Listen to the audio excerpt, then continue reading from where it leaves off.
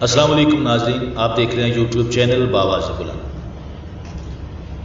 آج کی ویڈیو میں آپ دیکھیں گے کہ فارن فنڈنگ جس کا آج کل پاکستانی سیاست میں کافی شور مچا ہوا ہے، یہ کیا ہے، کون کون سی پارٹیاں اس میں شامل ہیں، اس کا حل کیا ہے، کیا یہ حلال ہے یا حرام۔ امید ہے یہ ویڈیو آپ کے کافی کام آئے گی۔ جیسا کہ آپ جانتے ہیں کہ آج 20 جنوری 2021 ہے اور کل 19 جنوری کو پی ڈی ایم نے، اپوزیشن کی تمام جماعتوں نے الیکشن کمیشن کے باہر مظاہرہ کیا۔ اپوزیشن یہ سمجھتی ہے کہ ان کے ہاتھ میں وہ کھرا لگ گیا ہے جس سے وہ تحریک انصاف کی حکومت کو گرا سکتے ہیں۔ حکومت سمجھتی ہے کہ فارن فنڈنگ کیس کی صورت میں ان کے ہاتھ میں وہ کھرا لگا ہے کہ وہ اپوزیشن کو ناکون چنے چبوا سکتی ہے۔ حقیقت کیا ہے، آئیے آپ کے ساتھ شیئر کرتے ہیں۔ اصل بات یہ ہے کہ اپوزیشن ہو یا حکومت، کوئی بھی اس سے پاک نہیں ہے۔ میں آپ کے سامنے اس کی ایک مثال پیش کرتا ہوں۔ حقیقت یہ ہے کہ حکومت ہو یا اپوزیشن، کوئی بھی دودھ کا دھلا نہیں ہے۔ اس کی کچھ مثالیں میں آپ کے سامنے پیش کرتا ہوں۔ 2002 میں تحریک انصاف نے الیکشن لڑا تو عمران خان اپنی ہی پارٹی کے ٹکٹ پر جیت کر اسمبلی میں پہنچ سکے، لیکن اس جیت کی قیمت وہ بھاری قرض تھا جو انہوں نے پارٹی کو الیکشن لڑانے کے لیے اٹھایا تھا۔ اس وقت خان صاحب کے پاس قرض ادا کرنے کے پیسے تھے نہ جہانگیر ترین یا علیم خان جیسے جانشار جو پارٹی پر پیسہ لگا سکتے۔ قرض خواہوں سے وعدے وعید میں 1 سال گزر چکا تھا لیکن پیسے کا بندوبست نہیں ہو پا رہا تھا۔ ان حالات میں وہ اپنے بچوں سے ملنے لندن گئے۔ انہوں نے دیکھا کہ ان کی سابق بیگم جمائمہ گولڈ سمتھ کے 23 برس کے بھائی بین گولڈ سمتھ گھر بیٹھے انگلینڈ اور جنوبی افریقہ کے درمیان جاری ٹیسٹ میچ بڑے ہی انہماک سے دیکھ رہے تھے۔ وہ بار بار عمران خان سے میچ کے نتیجے کے بارے میں پوچھ رہے تھے۔ خان صاحب نے انہیں خریدا کو معلوم ہوا کہ بین گولڈ سمتھ نے میچ پر شرطیں لگا رکھی اور اب تک اس ٹیسٹ سیریز میں وہ 10,000 پاؤنڈ کے قریب ہار چکے ہیں۔ باتوں باتوں میں بین کے ساتھ ان کا معاہدہ ہو گیا کہ اگر عمران خان کے بتائے ہوئے طریقے سے جیت جائیں گے تو اپنے 10,000 پاؤنڈ جیت لینے کے بعد جیتے ہوئے باقی سارے پیسے تحریک انصاف پر چڑھے قرضے اتارنے کے لیے دیں گے۔ اس معاہدے کے بعد اگلے 2 دن خان صاحب نے بین کے ساتھ بیٹھ کر میچ دیکھا اور ان کے مشوروں پر وہ اپنے 10,000 پاؤنڈ سمیت کافی بڑی رقم جیت گئے۔ بعد میں تحریک انصاف کا مالی سہارا بنی۔ یہ رقم کتنی تھی اور یہ پاکستان کیسے پہنچی، اس کے بارے میں سوائے خان صاحب اور بین گولڈ سمتھ کے کوئی بھی نہیں جانتا۔ البتہ اس شرط اور بین کے ساتھ معاہدے کا ذکر خود عمران خان صاحب اپنی کتاب میں کر چکے ہیں۔ یہاں 2 سوال پیدا ہوتے ہیں۔ پہلا یہ کہ عمران خان صاحب از خود جوئے میں شریک ہونے کا اعتراف کر رہے ہیں، اور دوسرا یہ کہ بین گولڈ سمتھ کی طرف سے تحریک انصاف کو جو رقم ملی ہے اس کی قانونی حیثیت کیا ہے۔ اگر کتاب میں لکھے ہوئے عمران خان صاحب کے اعترافی بیان کا جائزہ بھی انگریزی کی لغت اور دستور کے آرٹیکل 62 کی شق ڈی اور ای کی روشنی میں لیا جائے تو ان کی نااہلی کے امکانات پیدا ہو جاتے ہیں، لیکن اس مقدمے کو فی الحال چھوڑیے کیونکہ عمران خان اس معاہدے کا تحریری ثبوت پیش نہیں کر سکتے۔ اس لیے بین سے ملنے والی رقم بحق سرکار ضبط ہونی چاہیے اور تحریک انصاف کو ایک غیر ملکی سے سیاسی عطیہ لینے کی پاداش میں نااہل قرار دینا چاہیے۔ ظاہر ہے اگر 2018 کے الیکشن میں سب سے زیادہ ووٹ لینے والی جماعت اس جرم کی مرتکب قرار پاتی ہے تو آٹومیٹکلی نااہل ہو جائیں گے اور پاکستان میں ایک نئے الیکشن کا ڈول ڈال دیا جائے گا۔ مختصر یہ کہ پاکستانی قانون میں یہ گنجائش بدرجہ کم موجود ہے کہ بین گولڈ سمتھ سے ملنے والے پیسے فارن فنڈنگ قرار دے کر پوری تحریک انصاف بستر کو گول کر دیا جائے۔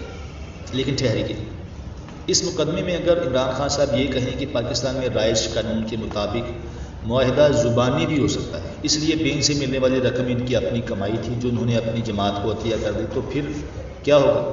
ظاہر ہے واقعات کی اس تعبیر کو مان لیا جائے تو بین گولڈ سمتھ سے ملنے والے پیسے فارن فنڈنگ کے زمرے میں نہیں آتے اور پھر تحریک انصاف پر پابندی کا سوال ہی نہیں اٹھے گا۔ فارن فنڈنگ کے حوالے سے ایک مقدمہ مسلم لیگ نون پر بھی بن سکتا ہے۔ میں نے پہلے ویڈیو کے سٹارٹ میں کہا ہے کہ اس حمام میں سب ہی ننگے ہیں۔ سعودی عرب سے 1 عدد گاڑی بطور تحفہ وصول کرنے کا اور انتخابی مہم کے لیے سعودی ہیلی کاپٹر استعمال کرنے کا مقدمہ بھی مسلم لیگ نون پر بن سکتا ہے۔ آپ کو یاد ہوگا کہ جب پرویز مشرف صاحب نے بینظیر بھٹو صاحبہ کو NRO دیا تھا تو محترمہ کے ساتھ ساتھ نواز شریف کی بھی پاکستان واپسی کا راستہ ہموار ہو گیا تھا۔ جب نواز شریف وطن واپس آئے تو ان سے پہلے ایک قیمتی بلٹ پروف گاڑی بھی ان کے لیے شاہی تحفے کے طور پر آئی تھی۔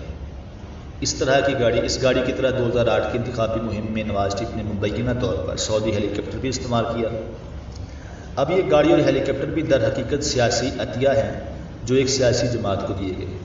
اگر یہ عطیات بھی قانون کے ترازو میں رکھے جائیں تو ان کا وزن فارم فنڈنگ جتنا ہو جائے گا۔ تو کیا مسلم لیگ نون پر بھی کیس چلانا چاہیے؟ جنرل پرویز مشرف صاحب بھی آل پاکستان مسلم لیگ کے صدر ہوا کرتے تھے۔ انہوں نے اعتراف کر رکھا ہے کہ سعودی عرب سے ان کے بادشاہ سے پیسے وصول کیے ہیں۔ ان پیسوں میں سے کچھ ایسے شخص کو بھیجے گئے جو ان کے اقتدار میں وفاقی وزیر بھی رہ چکا تھا۔ اس شخص کو یہ پیسے بھیجنے کا مقصد دراصل آل پاکستان مسلم لیگ کی تنظیم سا ہے۔ اس شخص نے سیاست کی تھوڑی بہت کوشش کی لیکن جلد ہی گھر بیٹھ گیا۔ ناظرین، آپ سمجھ گئے ہوں گے کہ بیرون ملک سے پیسہ لے کر پاکستان میں سیاست کرنا کوئی نیا کھیل نہیں ہے، مگر ہماری بدقسمتی یہ ہے کہ ہم جرم کو اس وقت تک نہیں پکڑتے جب تک اس کا ارتکاب ہوتا ہے۔ جرم جب چلن بن جائے تو ہمیں ہوش آتا ہے اور ہم بوکھلا کر ہاتھ پاؤں مارنے لگتے ہیں۔ ہماری تاریخ گواہ ہے کہ سیاسی استعمال کے لیے پیسہ جب بھی پاکستان آیا ہے تو ہمارا نظام بڑی سہولت سے کبھی دوست ملکوں کی وجہ سے آنکھیں بند کر لیتا ہے اور کبھی اس کا استعمال عین حلال قرار دے کر زبان بند کر دی جاتی ہے، اور کبھی ہمیں یہ ماننا پڑے گا کہ فارم فنڈنگ کو پاکستان کی ہر سیاسی جماعت نے دودھ اور شہد سمجھ رکھا ہے۔ آج اس قسم کی فنڈنگ کے خلاف کھڑی جماعتیں دراصل اس جرم کے خلاف نہیں بلکہ تحریک انصاف کے خلاف کھڑی ہیں۔ ان میں سے کسی کی یہ ہمت نہیں کہ وہ اپنے حسابات کے بارے میں سوالوں کے مناسب جوابات ہی دے سکیں۔ اس وقت چونکہ حکومت کی گردن اس شکنجے میں پھنسی ہے، اس لیے انہیں جھومر ڈالنے کا موقع مل گیا ہے، ورنہ سب اچھی طرح جانتے ہیں کہ وہ اپنی جیب میں پڑے پیسوں کی شناخت بھی کسی کو نہیں بتا سکتے۔ اصل معاملہ کچھ اور ہے جس پر تحریک انصاف سمیت کوئی جماعت کبھی کام نہیں کرے گی، کیونکہ اس طرح سیاست میں جو بنیادی تبدیلی آئے گی اس کو برداشت کرنے کے لیے ہماری جماعتیں تیار نہیں ہیں، اور وہ کام یہ ہے کہ پاکستان میں الیکشن کو سستا کیا جائے، اتنا سستا کہ عام آدمی بھی اس میں حصہ لے سکے۔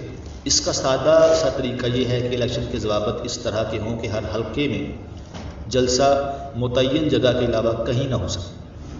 ملکی یا صوبائی سطح پر اشتہار بازی کا طے شدہ بجٹ ہزاروں میں ہو، لاکھوں میں نہیں، اور حلقہ جاتی اشتہارات کے لیے الیکشن کمیشن جگہوں کا تعین کرے جہاں چند 100 روپے کے خرچ سے کام ہو جائے۔ اگر ایسا ہو گیا تو پھر کسی جماعت یا امیدوار کو فارم فنڈنگ تو کیا کسی بھی فنڈنگ کی ضرورت نہیں پڑے گی۔ اس کے بعد ترقی یافتہ ملکوں کی طرح عام آدمی بھی الیکشن لڑ کر اسمبلی پہنچ سکے گا اور سیاسی جماعتوں میں بھی جمہوریت پنپ سکے گی۔ اگر ایسا نہیں ہوگا اور الیکشن لڑنا اتنا ہی مہنگا عمل ہوگا جتنا اب ہے، تو پھر فارم فنڈنگ کیا ہر طرح کا پیسہ ہمارے سیاسی عمل کو تباہ کرتا رہے گا۔ اور ہاں، اگر فارم فنڈنگ کا معاملہ طے ہی کرنا ہے تو پھر ساری جماعتوں کو ایک بار کٹہرے میں کھڑا کر لیں تاکہ پورا سچ تو عوام کے سامنے آئے۔ آخر میں آپ سے گزارش ہے کہ اگر آپ کو یہ ویڈیو پسند آئی ہے تو اس کو لائک کریں اور ہمارے چینل کو سبسکرائب کریں۔ اللہ حافظ۔ پاکستان زندہ باد۔